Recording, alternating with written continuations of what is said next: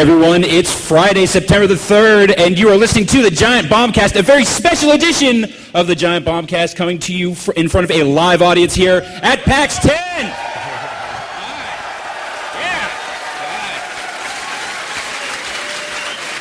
I will be your MC and host master, Ryan Davis, joined by Vinny Caravella. Hey everybody, how you doing? Brad Shoemaker. Echo. And of course, Jeff Gerstmann. Starting center. Shoemaker. Oh. How you guys doing? Yeah? And how are you guys doing? Good. Doing all right. Good. Real good. Nervous. Jeff and Brad, you guys went out for dinner. How'd that go? It was good. We got, what are we, Palomino is the name of the place? Yeah. And they had something They have called... horse? I asked for horse. Yeah. Or pony? But yeah, they thought I was saying horsey, and it all went kind of sideways from there. But they had something on the menu called the Incredible Pepperoni Pizza. You know, it's not a bad pepperoni pizza. You think maybe overselling it a bit? Incredible might be overselling it a bit. Cocktails were all right, though. Brad, how'd you do at Palomino? I had a salad. Oh. What? Yeah, boring. Snooze. And I am stone cold sober. Vinny and I went to perhaps the most apathetic Subway Yeah, I'd say. that I've ever been witness to. Holy shit. Hey, do you guys have Swiss cheese? Well, why don't you just tell me what you have? Oh, we've got... Just make me a sandwich that'll make you proud. Why don't you, It's like no eye contact, just Yeah, it was shitty bad. sandwich. What was the level of artistry? Like pretty Bad. low? Terrible. Poor. It was horrible. Poor. and Pinner then of light, nothing. No. you got like, you and Drew both got a, an iced tea. I thought that I was getting iced tea, but it ended up being like root beer with no, like, carbonation in it. I see how you could make that mistake. So it was like, oh, this is... So if Vinny and I have to leave the stage That's suddenly right. and dramatically... It is not planned. Incredible bathroom be trick. why. Cue the break music. What did they... what were they pitching was so incredible about that pizza? Nothing. That was just how it was listed on the menu. It just said incredible pepperoni pizza. So maybe it was the pepperoni? The rest of the pizzas did not brag about their quality. Okay, so it was the pepperoni. Yeah, just specifically it was, yeah. So I guess maybe the idea was that the pepperoni itself was incredible. It was large. All right. That certainly doesn't hurt. Yeah, I don't know. I ate great. it. I mean, whatever. I ate it. That's all that matters. You ate it, and you survived, and you're here. And I'm glad to have you guys here. And I'm glad to be here. I'm glad to have all these people here, too. Yeah. Thanks for coming out, you guys. Awesome. We came in here earlier, and I think we were a little bit terrified of the size of the room. Yeah, we ran in here this morning during the harmonics panel and just like stood inside the door and did some dancing. I don't know if you guys saw us back there over there. I know Drake did. Yeah, there they are. Drake sees all. He does. The scene. Not much of a dancer though. Well, let's get into the meat of it then, gentlemen. Let's talk about what we've been playing. Oh, man. You like that? It's good. That's a pro music cue. See, we never hear the music. Yeah, because I'm the only one that hears any of this shit. I think that's the first time I've ever heard it. Because I hear something. Let's start down here at the end of the panel. Jeff Gerstmann, what have you been playing, brother? No, yeah. Earlier today we went and played Duke Nukem Forever. You guys, You heard of that? did you guys wait through the line to the theater and see all that stuff? Show of hands. How many people went through it and played it and saw it? Oh, wow. Smattering, number, pretty pretty low pretty number. good. I mean, considering how goddamn long that line was, I'm How long, surprised that many people did got that in. take? 2 hours? Hour and a half, 2 hours, 2 hours. 13 years. Boom. Yeah. You know what? You get a T-shirt. That's right. You win. We don't have T-shirts. We don't have any T-shirts. I like this because now all our best You comments win are a free just piece live. of paper. Come and claim it after the. Instant feedback. So what the fuck? Right? Like what? It's like decided like no, we're gonna take it the rest of the way. This game, we're gonna pick this up. Like it looks kind of like the footage that leaked out. I don't know, if you haven't seen that footage, it looks like a fairly modern shooter, right? You'd say it.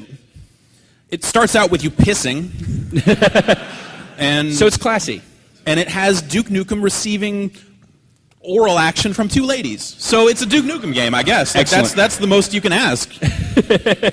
I mean, it sounds like, Gearbox is talking about how, they want to try and make the game that was supposed to be made. And it sounds like they're at least hitting the tone. Absolutely, I think like tonally, they're making a Duke Nukem game, and it has the weapons, has the shrink ray, the shotgun looks the same. Yeah. No foot, as far as I can tell. The Can't melee stuff? attack is What? I understand the foot will be Shotgun. DLC. So DLC foot. All right, look for that. and then foot armor after that. So pretty excited for that.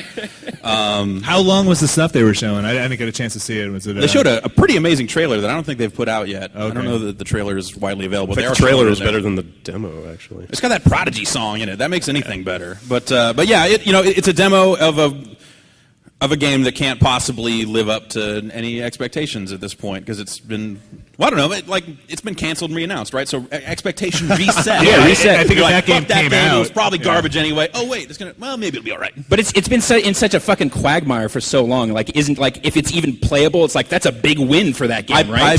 The fact that it can even be a retail product. I played it and they had belt buckles, so 10. they were handing out belt out. buckles. 5 stars. You heard it here first. I don't know how to use a belt buckle, but I got one, so that's You hardly know how to wear a belt. I just learned this year. Actually, this morning when I was putting... Maybe I don't want to tell this. You're saying this is not a family-appropriate anecdote? No, I'm just saying that I honestly had to put a belt on a pair of shorts today because they fell off in the dryer. And I was like, How do I do there's this? 2 rings. How do I...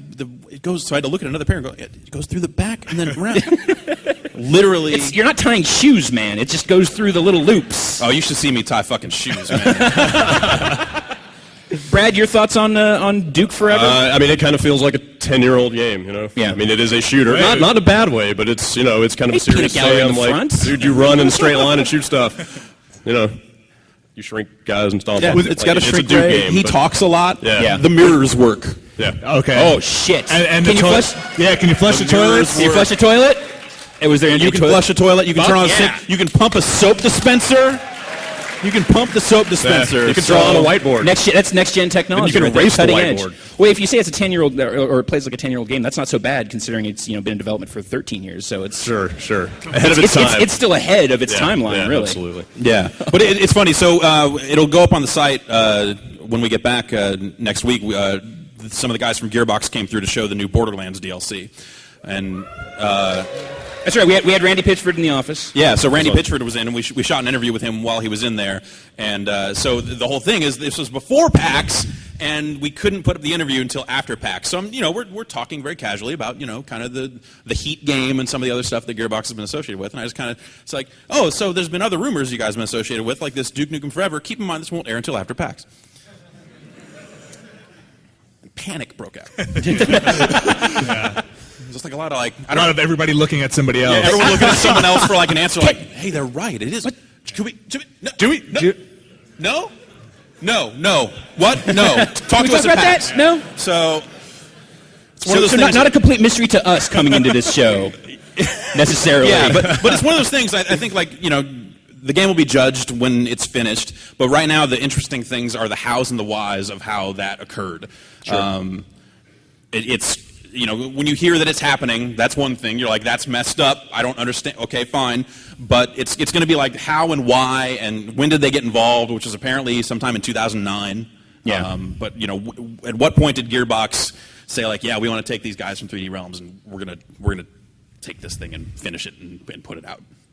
And I still have to wonder how much of that is them finishing it and them just starting from scratch, Some of the stuff in the demo looks like some of the leaked stuff that came out okay. right after the game, 3D Realms kind of shut their doors. Like there's the monster truck stuff, Right. and some of that. So Now, Jeff, I believe we have you on record, recorded, saying that you were not interested in a Gearbox Duke Nukem game. Now that you've seen what Gearbox has put out there, what do you think of what they've shown? I will give them the benefit of the doubt and see how it goes from here. Yeah. But I still think they need to do a special edition of that game that comes with every iteration that they killed along the way. Right, Just yeah. patched it. Don't even patch it up. It's gonna crash to desktop over and over again. Just compile what you have and put that out along with the finished game. And, most of the engines they were that's using more have gone. interesting than an art book, right? But most of the engines they were using previously have gone open source by now, so it's not like they have to. Yeah, and they can get DOSBox on there to run whatever they were slap starting a GPL with. on there and go. I know. I still agree that television emulator. that is more interesting than whatever this finished product will be. The process? Oh, I mean, if they put out something like that, that would be more interesting than whatever this final game Maybe. will be. I mean, this game is more history than it is game. What if it comes out and it's fucking amazing? What if it's like the like? I like that that's freaking you out. I like that that's like worrying you. Oh God, I just can't fathom a world where the game ships and then where it ships and it's not a mess and like what. Are you afraid that we're like going to enter Sideways World from Lost or something, and this is just going to split the sky in two? I don't have a television. I don't know what that means. All right, I think we've about wrung out the Duke talk. Let's, Jeff, pre-PAX, you went down to L.A., and by pre-PAX I mean like yesterday. Yeah, it's kind of a. You've had a rough week. Yeah, so I was down in Los Angeles for the Call of Duty Black Ops multiplayer reveal. Where they were finally talking about that stuff, and just to keep the throwback shooter vibe going, they're adding more deathmatch modes and bots. Wow, really? Yeah, that's. I mean, The future of video games is here. that's perhaps a little reductive. Okay. Yeah, so they're adding this wager mode where you can. So first of all, they have changed the way that the leveling system works. You will earn experience points to gain levels, but all that unlocks is the right to purchase the weapons, not with real money. I know everyone's like Activision. Oh. You use CP or COD points. Because it's an acronym within an acronym. Wait, hold on. So it's CP. CP. Which stands for COD. Which stands for COD points, but with COD standing for Call of Duty. I don't know. They didn't say. I can neither confirm nor deny what COD stands for in this case. So why not just CODPs? Well, okay, actually that's a good, I answered my own question right there. Yeah. You know what? Those Activision guys are smarter than they seem. Yeah. And I expect to see a DPs later. It's the orgy's tonight, right? That's true. Is that tonight? Yeah. Let's wrap this up. Yeah, All right. We're gonna. Hey, thank you guys all for coming out tonight. It's been a pleasure. So they're doing some interesting stuff with that game with Wager Match, and the weapons are a lot of fun. I think the leveling system is changing in an interesting way. And beyond that, it's that kind of Call of Duty multiplayer that has sold millions of copies and people are still frantically playing. So they're at that stage where it would be foolish to change too much about it because it's reached that kind of competitive point where they have to make it like that. Like Bungie has to make Halo play like Halo. Right. Whoever is working on Call of Duty this week has to make it play like Call of Duty. And it goes from there. But the game looks super slick, and we have some footage of that and some interviews that we shot that will go up on the site at some point. So I just have to point out, we've had this conversation, I think, in private a few times, so we're talking about bots. Oh, okay. And we're talking about, Cool. All right. about Deathmatch, and we're talking about Duke Nukem, and we're talking about Mortal Kombat. Yeah. So is it 1994? Is that what happened? Has time actually looped back around? Yeah, now? it's finally happened. The games that you cared about when, well, I won't make any assumptions about your age, when you were in high school, are cool again. Yes. Your dad's games are cool again, kids. Huh? Fuck. I know. Old men. So Mortal Kombat is here, and they're showing the two characters that they added back at Gamescom, Yeah. Cyrax and Katana. So Brad and I kind of immediately made a beeline for that, and then I decided to play funny. I snuck up behind Ed Boon while he was watching someone play the game, and he didn't see me sneak up, and I said, just kind of, I guess this game looks okay, I don't know. He just turns around like oh, hey. And then we cut through the line to play it. And it's... Cyrax is so much fun. The bombs and the net and that stuff is still really... Man, I'm into that game. Brad, engage the man. Let him get his MK. Get your MK out, man. I'm still tripped up by how many of the moves they've changed. Like, I spent half of the first round trying to figure out how to throw a katana. See, that's because you didn't play a lot of the later model Mortal Kombat games. Some of that stuff is still kind of in line with that stuff. Okay. Yeah. So it kind of adheres to that stuff Okay. while kind of having the balance and the juggling of kind of the older MKs, Sure. which is pretty sweet. But the net doesn't draw people in when you hit them with it. It actually just freezes them in the air. And I don't know, like you have to get over there and get to him now, which So is it's just a fine. freeze, It's fine. then. It's more of just a freeze. Yeah, it's Sub-Zero. But it'll freeze guys in midair and all that sort of stuff, and that's pretty cool. And yeah, man, that game. We actually just played. I don't know how many of you saw on Thursday. We actually played 2 hours of Mortal Kombat. We played MK2 and then Ultimate MK3, and yeah, those games still hold up really well. Dude, I hope they're making that HD, whatever the hell that is. Yeah, like the retailer listed thing. 3-in-1. Yeah, that could be. That could be amazing. Yeah. It's this weird, like it's weird to think about Mortal Kombat undergoing this like huge renaissance and becoming relevant to this huge wider. I mean, Mortal Kombat has always like appealed to a pretty wide group of people. You took a picture of that guy in the trench coat earlier with the ponytail. All right, I'm back. I think you just talked about half the audience here. Yeah. The other half is in But utility. I looked at this dude and said, "That's a guy that should be standing there playing Mortal Kombat." Awesome. Just floor-length coat. Yeah. Clearly, they are doing this right. So, yeah, I don't know. It's just weird to think that fighting games are kind of back again. I mean, Capcom kind of revitalized some stuff with like HD Remix and Street Fighter 4 and all that, and SNK's been doing what they do, and it's been exciting as someone who went out to arcades and played a lot of fighting games to see this stuff kind of coming back and seeing online kind of matter again in a big way, and that's been awesome because it kind of fell into this spot where it was like just super competitive and there was like a very hardcore segment of people that were all about those games, but they were playing at such a level that I was never going to get that good at that stuff ever again. So it's good to see a wider audience of like intermediate level players and just kind of people at all skill levels having fun with video games. We kind of got to do that. I mean, it's times have changed, man. I like video games. That has not changed. That has not changed. Do you want to talk at all about Bastion? Yeah, sure. So yeah, Bastion's Bastion is one of the games in the PAX PAX 10. It's an indie game that we took a look at, and this is from Supergiant Games, who's a group of ex-EA/LA guys who are working very hard on that. And they just announced yesterday that a former coworker of ours, Greg Kasavin, is joining them as creative director. Yeah. And that's. Woo.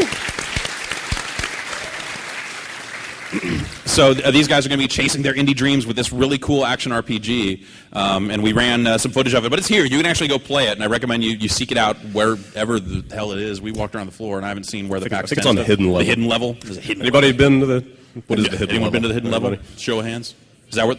You have to like jump through the brick wall and then get to the warp Like pipes. hold down for 3 seconds. And, Yeah, exactly. Then the treasure chest appears. You open that. That's the That's right. card key. But The warp whistle. Let's get more esoteric. So Let's you keep going. should definitely find that and seek it out and make sure you wear headphones because it does this whole thing with it's got a narrator to it that is kind of responding to what you're doing. So it starts out kind of almost tutorial-like where it's kind of saying like you get up, you do this, you do this. But as you go, you realize that it's actually not just telling its story as you do whatevs. It's very much like reacting to exactly what you're doing. So as soon as you pick up the hammer, if you start just beating on stuff, the kid thrashes around a bit and it kind of goes in that direction. And the narration, it's really cool. The narration trick is awesome. Like it's a touch that I don't know, just gives that game a specific tone. That's I don't know. I've never seen a game that's tried to pull something off like that with that style of storytelling, and it's striking. Yeah. So our plan is actually, that we've known Greg for a while.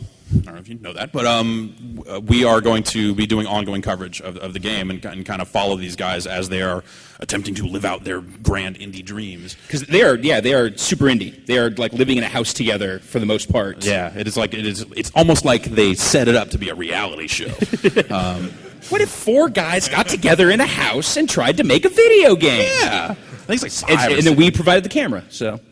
Yeah. So they have a camera, and they'll be filming some stuff, and we'll have them on the site next week kind of talking about their experiences at PAX, and we'll kind of follow them where it goes from here to kind of just show what's really going on with game development. I think that's something that a lot of people want to see more of, but it just gets so blocked behind all these walls of PR plans and marketing plans and all this other stuff that everyone wants to do. Like, well, we want to release one half of a screenshot, and you can't really talk about any of these weapons yet, and all this sort of stuff. So we kind of want to just hopefully cut through that and kind of show it as they're making it, and kind of go with them as they're figuring out what they want this game to be and making these decisions. I think it could be pretty exciting.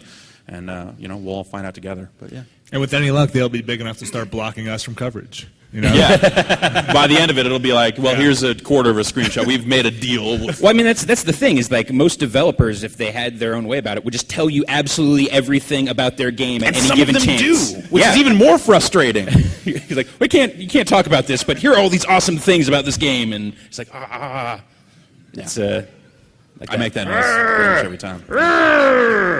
Well, it's not really. I mean, like that. yeah, it's kind of like that. Like that.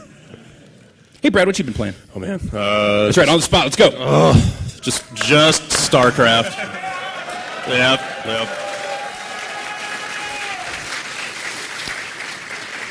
But you guys don't want to talk about that. I think there's a contingent of the audience that wants to hear about StarCraft. What leagues are you guys in? I'm going to say all of them. There's a platinum guy up front here. So I guess there's a tournament tomorrow. Oh yeah. Are you According going to, I don't think so. Come on. I don't think so. Do it. Do it. Come on.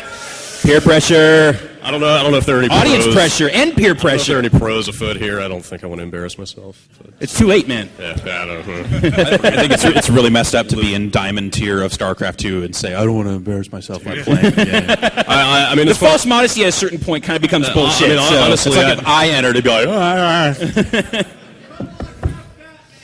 click monster to make die. I don't know. Oh, so you've been reading my tips and tricks. Yeah. Thank you for that pro tip. I consider being in Diamond to be proof of my competence, but not much more than that. Like there's some really good StarCraft players out there. All right, so They're not me. Diamond players in the audience, hands up.